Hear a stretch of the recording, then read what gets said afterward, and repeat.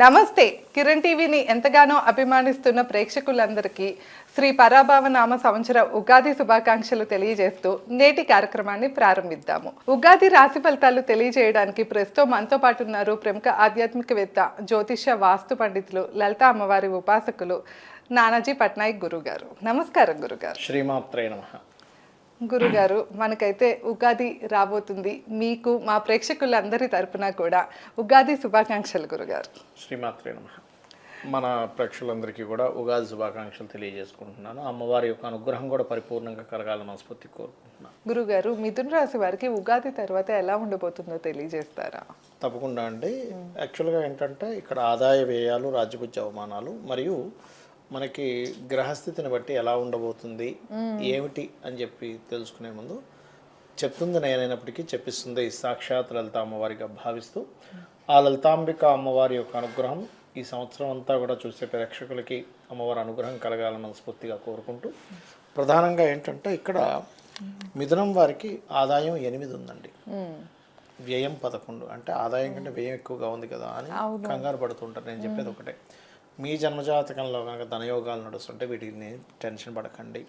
సరే ఇది ఇలా ఉంది కదా, జన్మజాతకం తెలియదు, దీన్ని ఎలా కంట్రోల్ చేసుకోవాలి అంటే మిథునం వారికి 2వ అధిపతి చంద్రుడు అవుతాడు. సింపుల్గా ఎవరైతే రాజరాజేశ్వరి అమ్మవారి యొక్క అష్టోత్తరం చేసుకుంటారో 100% వాళ్ళకి ఆదాయం పెరిగి తీరుతుంది.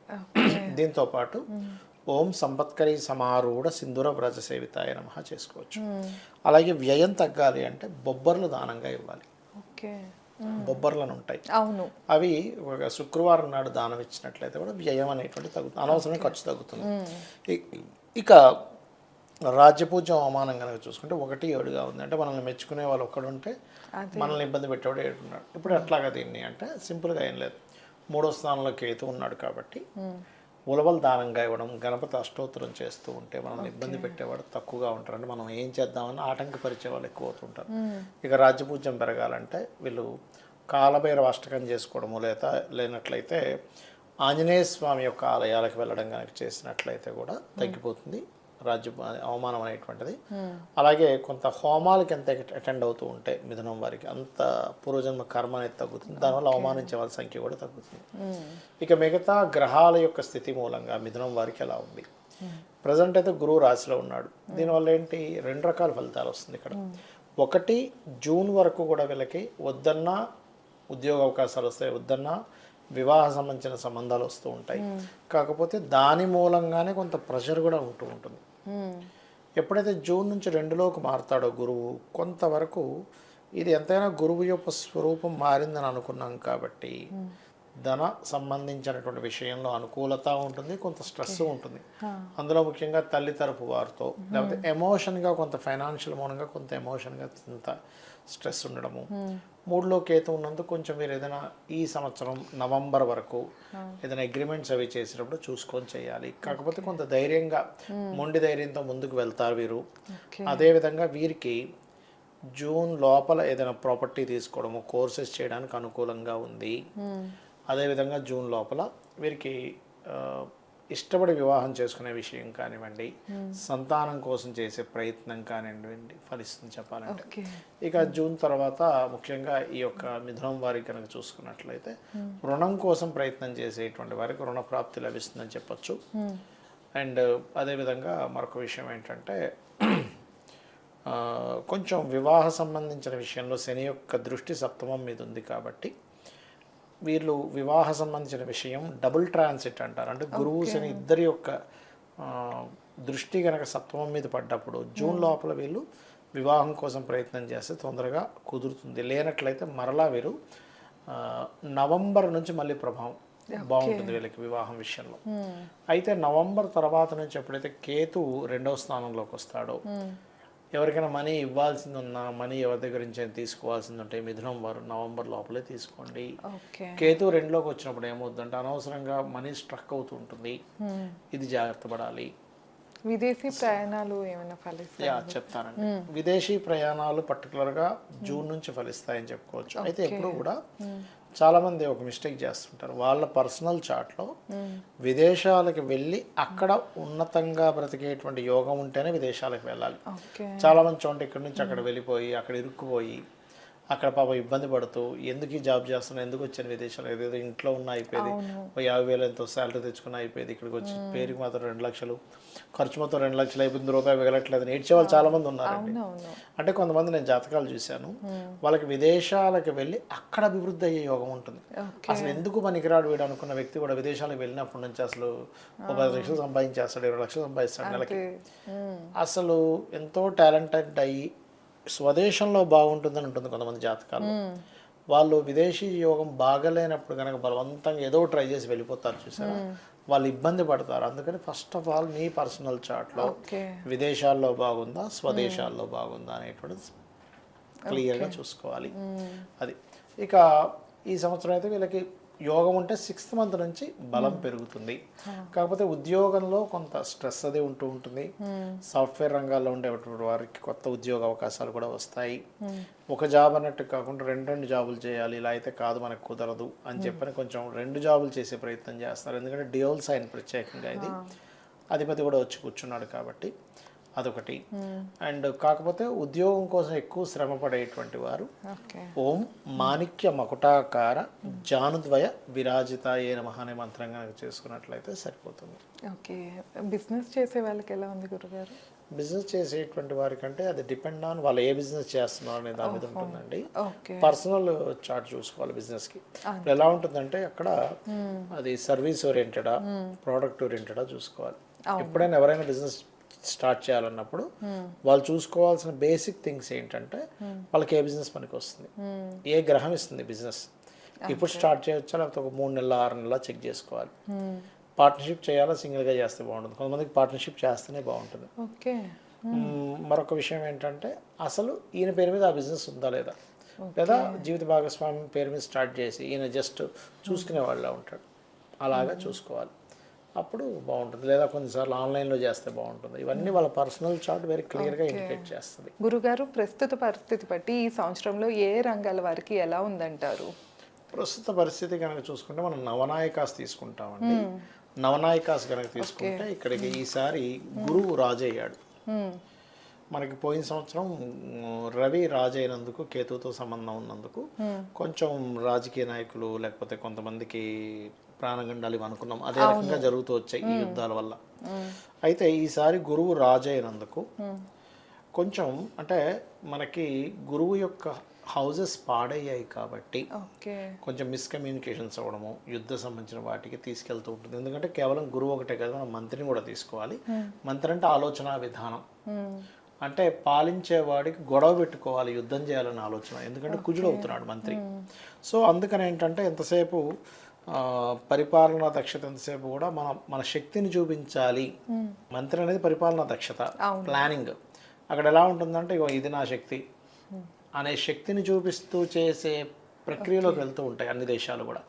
ఎలాంటి ఇప్పుడు యుద్ధం వచ్చినప్పుడు వాళ్ళ అణయాయుధాల శక్తి ద్వారానే ఇది పవర్ఫుల్ దేశం అని తెలుస్తుంది కదా. అందుకే యుద్ధ సంబంధించిన మనకి పరాభావ సంవత్సరం ముందు నుంచి ప్రారంభమవుతూ వస్తున్నాయి. అంటే మన ఇండియా కూడా అలాంటి ప్రభావం ఉందంటారు గురుగారు? ఉంటుందండి, ఉంటుంది. అంటే తక్కువగా ఉంటుంది, బట్ గల్ఫ్ కంట్రీస్ వేరే దేశాలకు ఎక్కువగా ఉంటుంది. అమెరికా కంట్రీస్, గల్ఫ్ కంట్రీస్, ఈ కంట్రీస్కి ఎక్కువగా ఉంటుంది. ఇండియాకి స్వల్పంగా ఉంటుంది చెప్పాలంటే.